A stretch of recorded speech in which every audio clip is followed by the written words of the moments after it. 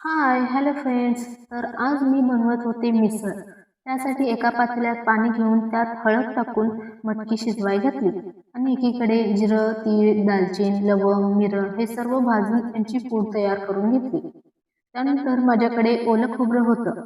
नसेल तर वाळं खोबरं घेतलं तरी चालेल. हे मी तेल टाकून खोबरं, मोठा चिरलेला कांदा, टोमॅटो, लसूण आणि आलं हे सर्व भाजून पेस्ट केली.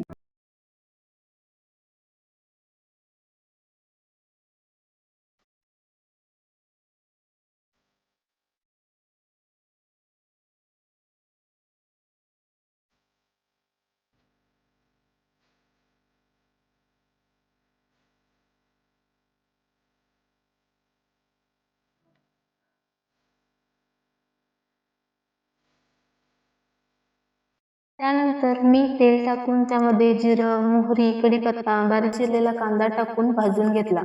त्यानंतर कांदा टोमॅटोची पेस्ट टाकून भाजून घेतले. त्यामध्ये हळद, किचन किंग मसाला होता म्हणून मी टाकला आहे. मी गरम मसाला टाकला तरी चालेल. त्यानंतर चवीनुसार चटणी, मीठ टाकून घ्यायचं आणि चांगलं मिक्स करायचं. त्यानंतर आपण जे मटकी शिजवलेलं होतं ते पाण्यासोबत घालायचं.